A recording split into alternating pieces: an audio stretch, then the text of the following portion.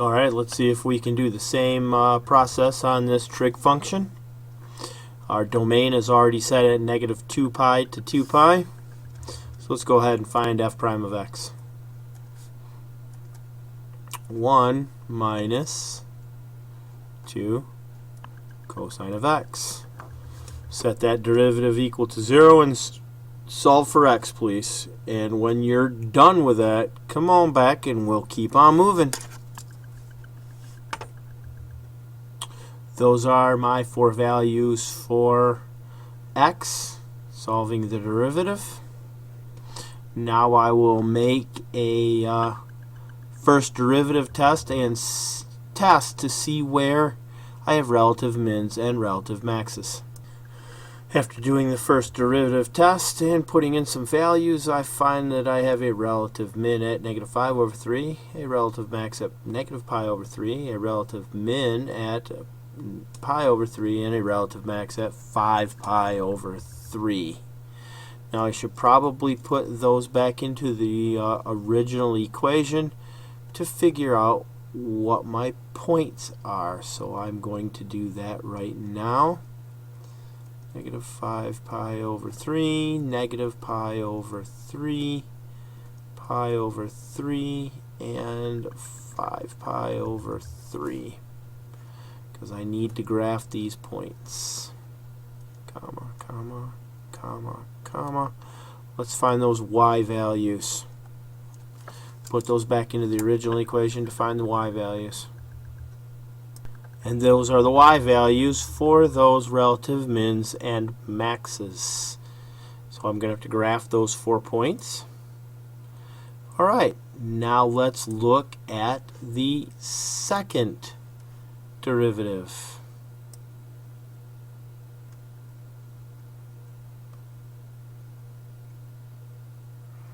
Okay. F prime of x again was what? It was 1 minus 2 cosine of x. So f double prime of x equals 2 sine x. Alright, solve for x. See if we can find some inflection points. Use the second derivative test to see if it changes from concave up, concave down. Yes, that's quite a mouthful to do. Do your best.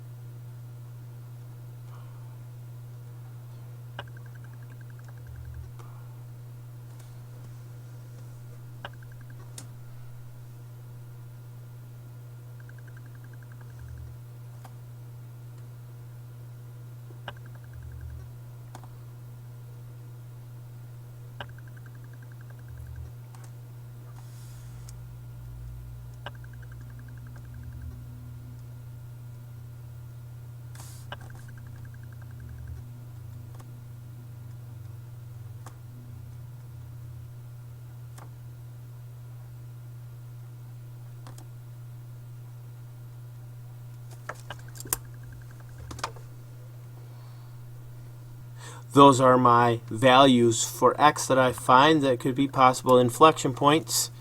We have to reject these two because those are endpoints, and I will not be able to check the concavity because we can't go out past the endpoints. So we're going to do the second derivative test to find out if we have any points of inflection at all. So go ahead and do that to see if you can find whether we got points of inflection or not. Negative pi, 0, positive pi. Alright, go ahead, try that. Alright, when we use the second derivative test, we see that there are points of inflection at negative pi, 0, and at pi. So now we need to find those points so we can graph them. Change this from concave up to concave down, from concave down to concave up, and from concave up to concave down. Alright, and the last thing that we need to do is, well, actually you got a couple things. We need to find where the endpoints are, because we have negative 2 pi and 2 pi, so we'll have to find endpoints, and we also need to find the zeros of the function. So why don't we just go ahead and add on to these points negative 2 pi, because that's the value, and at 2 pi the value of the original function is 2 pi. So we still need to find the zeros of the original function. So we'll set that original function equal to 0, solve for x. Go ahead and do that by pausing and working on it, then check your answer. Alright, I did have to use a graphing calculator because I don't think I can solve this equation, x minus sine x, for x. So I use a graphing calculator to find these zeros. Okay, now I think we're almost ready to graph the function and how it behaves. Okay, let's go ahead and work on the x-axis first. This is how I'm doing it. Pi over 2. That's pi. That's 3 pi over 2. And that right there is 2 pi. Negative pi over 2, negative pi, negative 3 pi over 2, and negative 2 pi. On the y-axis, I'm just going to go by ones. 2, 3, 4, 5, 6, and 7 I think is the max that I need. And likewise going down this way as well.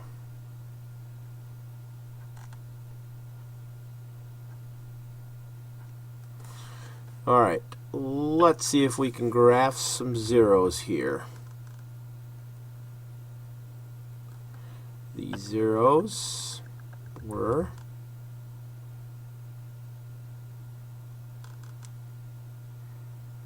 negative 1.89, 0, and 1.89. So there's a 0 right there at the origin. There's a 0 at just past negative pi over 2. And a positive pi over 2. About there. Okay. How about the relative mins and relative maximums? Oh, wrong one. There you go. 5 pi over 3, negative 5 pi over 3, sorry, negative 5 pi over 3, negative pi over 3, pi over 3, and 5 pi over 3. Alrighty. Negative 5 pi over 3, that's negative 3 pi over 3, and it's just a little bit past that, right about there. And that's at negative 6.96, almost negative 7, so right about there.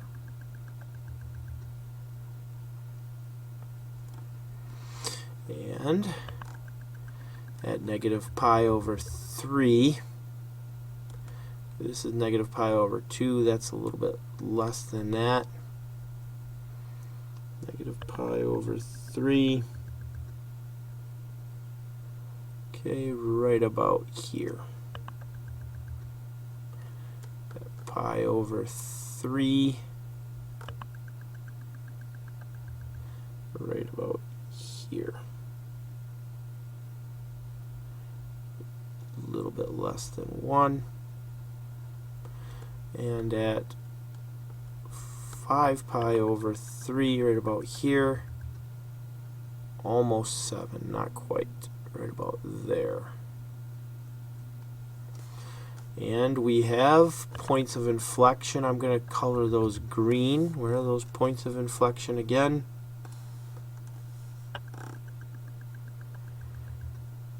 Right here. 0. These are my points of inflection. Alrighty. Negative pi,